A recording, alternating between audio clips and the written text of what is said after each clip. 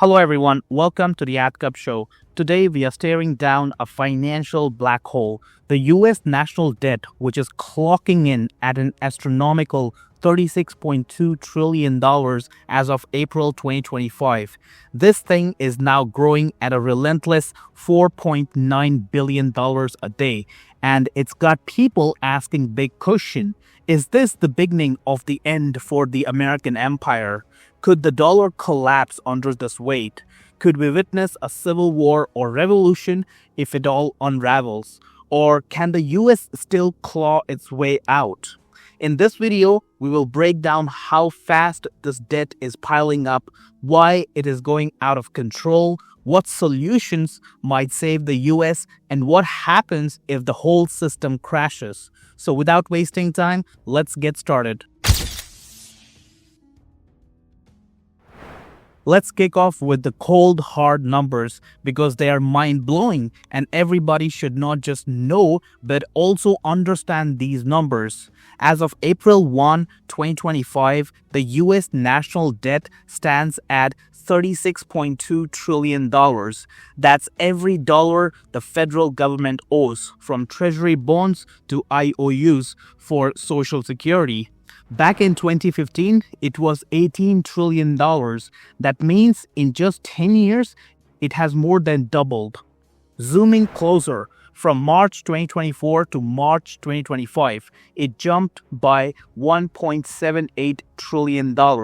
That's $4.87 billion every single day for a year. Break it down further, and that's 202.94 million an hour.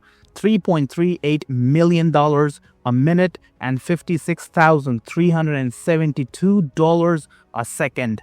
By the time you finish watching this video, the US would have added millions of bucks to the pile. This isn't some glitch. It's a machine which is running full throttle. Let's put that in perspective. In fiscal year 2024, which ended last September, the federal government ran a deficit of $1.9 trillion. They spent $6.75 trillion, which is everything from Medicare to missiles, while collecting just $4.85 trillion in taxes like income tax and corporate levies. That gap, which is of $1.9 trillion, was filled by borrowing money. For 2025, projections hover between $1.9 trillion and $2 trillion, depending on what Congress decides. New spending bills, tax extensions, you name it.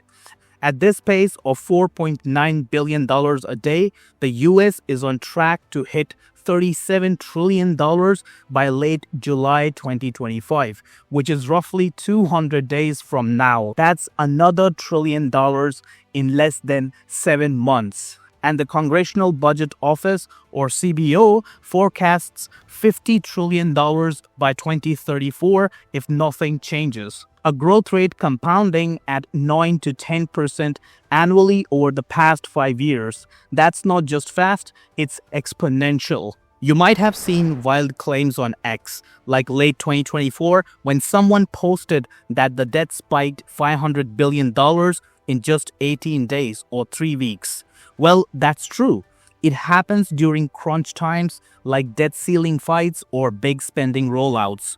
But the real story isn't those bursts. It's the steady drumbeat. $1.8 to $2 trillion every year with no breaks and no slowdowns. Interest payments alone are a monster, which stood at $882 billion in 2024, and they are projected to hit $1 trillion in 2025. That's more than what US spent on its entire military, which was around $874 billion last year. Imagine paying $1 trillion just to keep the credit card active, not even touching the principal. This debt isn't static. It's a living, breathing crisis. So why is this debt growing like wildfire? Well, the debt is ballooning because of one basic fact. The US spends way more than it brings in, and it's been doing that for decades. This is a game because the US doesn't produce anything anymore. It's basically a financialized and deindustrialized economy which imports everything. In 2024, federal spending hit $6.75 trillion, which was 23.3% of its GDP. The total economic output, the revenue was just $4.85 trillion or 17.1% of the GDP.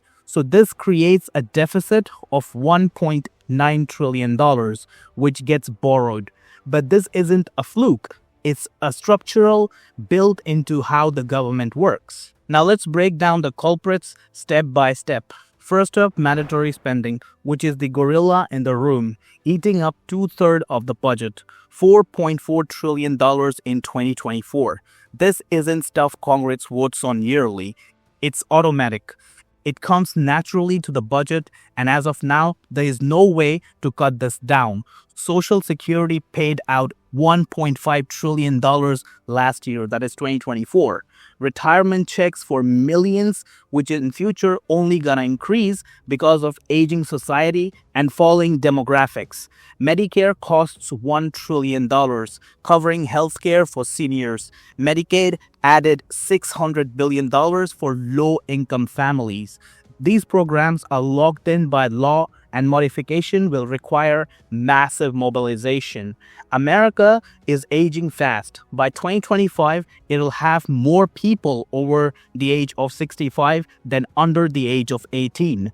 That's 18 million baby boomers retiring, collecting benefits, and driving up healthcare costs. The Social Security Trust Fund could dry up by 2033 and Medicare Hospital Fund by 2031. After then, it's straight to borrowing to plug the gaps, which will increase the debt. Nobody can stop this from happening because there is no solution to it, and that's how system works. Next is discretionary spending. Though it's not mandatory, but it's still hefty. Defense took $874 billion in 2024. Think about 700 military bases across 7 countries, from Japan to Germany. That's the cost of being a superpower and maintaining this current global order. There's an emergency spending. $4 trillion was poured out or probably printed out during COVID in 2020-2021, from stimulus checks to ventilator fundings. Those one-offs don't vanish, they stack up. But interest is the real gut punch. In 2024, the US shelled out $882 billion just to service the debt, paying it to creditors like China, Japan, and the Wall Street to keep holding the IOUs. For 2025, that's projected to hit $1 trillion, which is 3.3% of the GDP. So the US will pay about 3.3% of its GDP in IOUs. Now, why is it soaring? Interest rate climbed from 1.7% in 2021 to 3.4% now. The Fed is battling inflation, and every 1% hike on $36 trillion adds $360 billion a year. Plus the $7 trillion of that debt refinanced in 2023 is short term. So the US is refinancing these at higher rates. It's basically a vicious cycle. Borrow more to pay the interest, which grows the debt, which hikes the interest again. Nobody knows or understands what kind of system is this. Revenue is another shoe dropping. Taxes brings in 17 to 18% of the GDP. That's way below spending. Back in 2001, the US had $128 billion of surplus. Taxes covered costs. Then came the Bush tax cuts in 2001 to 2003. Then the 2008 crash, and finally the 2017 Tax Cuts and Jobs Act. Corporate rates dropped from 35% to 21%. Individual rates got trimmed, costing $1.9 trillion over a decade. Those expire in 2025. But if Congress extends them, which is likely to happen in an election year, then the deficit widens. Revenue is stuck while spending climbs. Healthcare alone costs the US double per person what other rich nations pay. It's a recipe for debt disaster. History is littered with triggers. $2 trillion for war after 9/11, $1.7 trillion for 2008 bailouts, $4 trillion for COVID, $2.3 trillion for war in Afghanistan. If you want to know more about this, then check my previous video on Afghanistan. The link is in the description. Each of these crises piles on debt, and the US never claws back. Politicians dodge cuts or tax hikes. They do this because it's too risky for votes, and in democracy, that's how things work.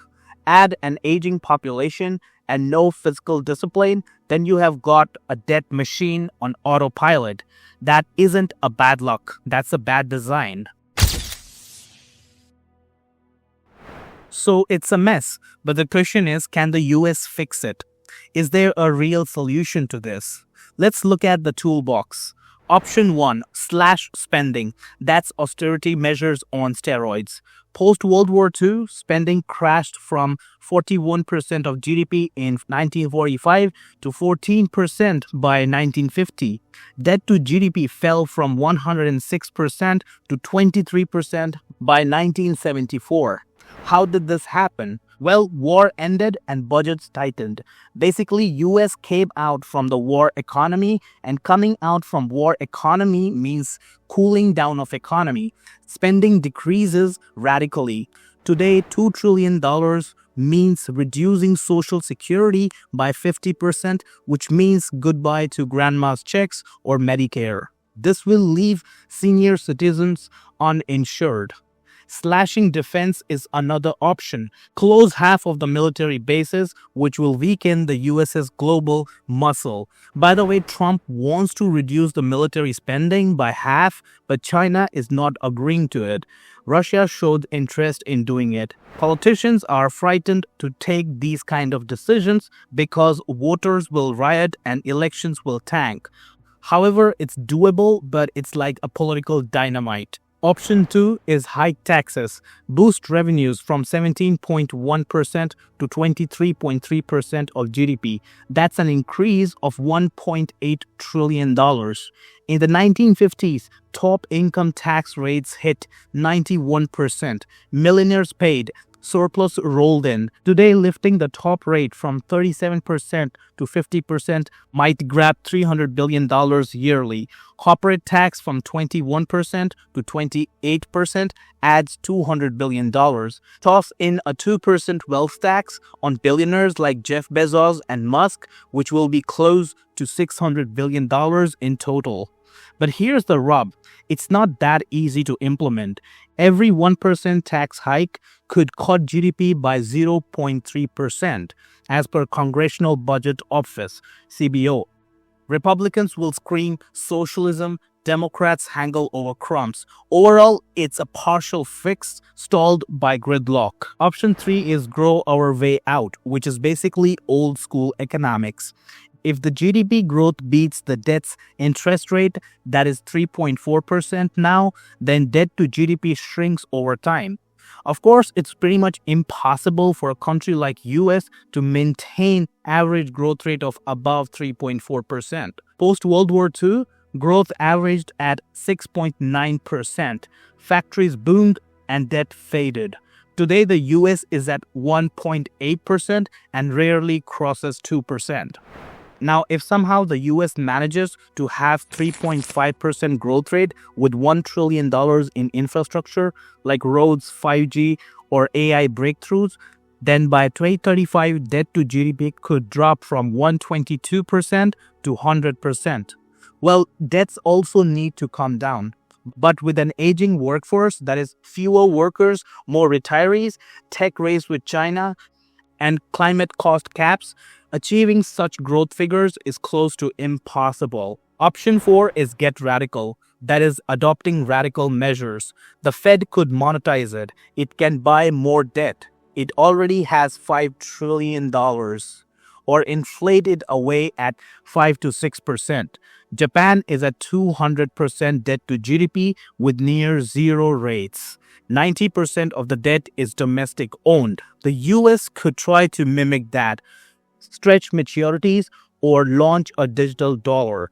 Inflation could have real debt in a decade if it doesn't spiral to 20%. But foreign holders, which are at $7 trillion worth, might dump treasuries, which could tank the dollar. Now, will this lead to default? Well, it's unthinkable, but that's what would happen. It would crash markets and dollar dominance and isolate the US. No superpower until now has pulled that off without imploding. And looking at the social and political structure of the US, the country will pretty much have the same fate like other superpowers.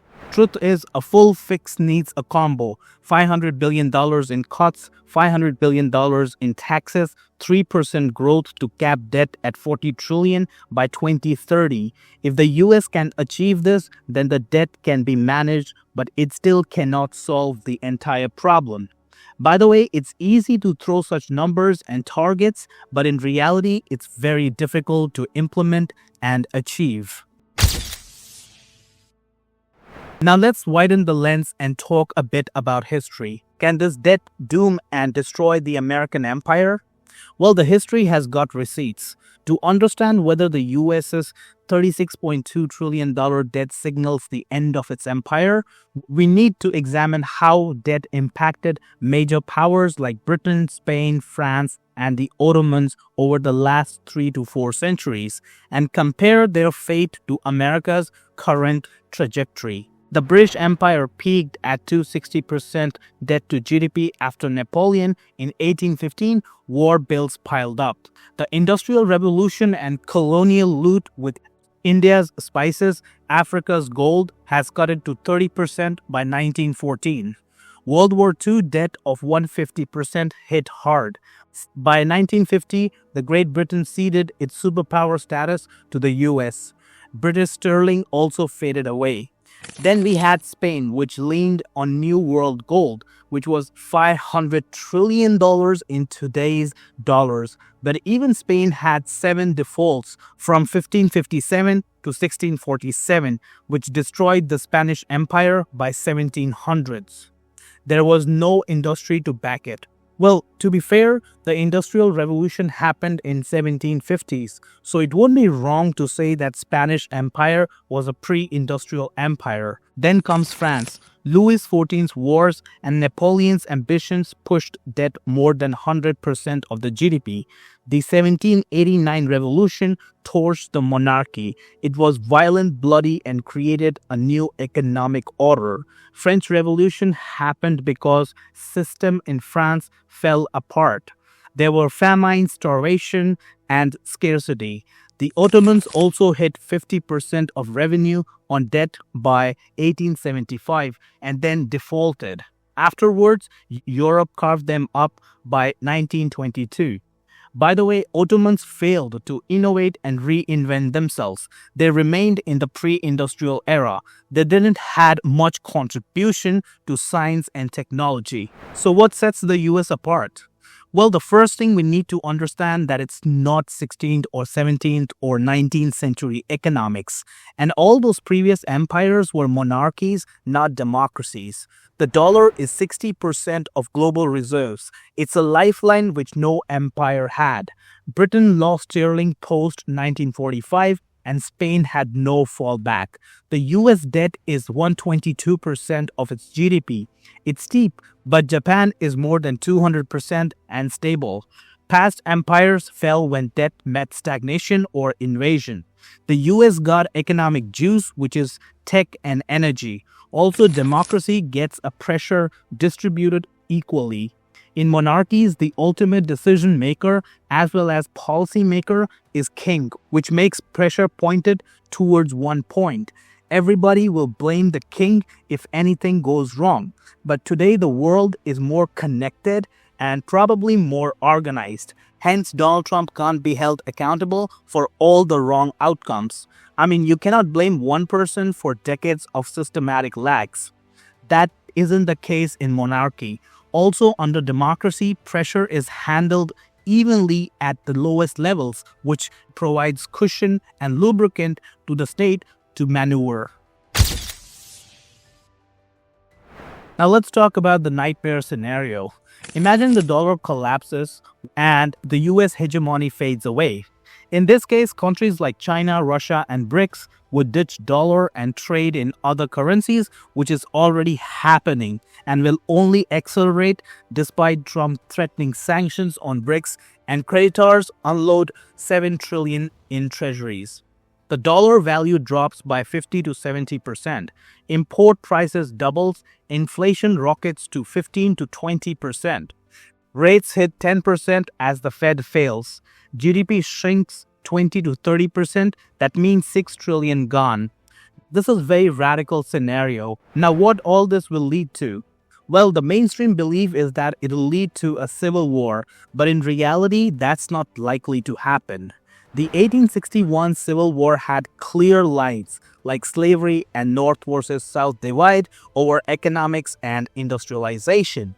Today's divide is more like red states versus blue states, rich versus poor, which clearly lacks the focus which is required for a civil war. If unemployment hit 20% and gas is $10 a gallon, crime will increase and militias might skirmish.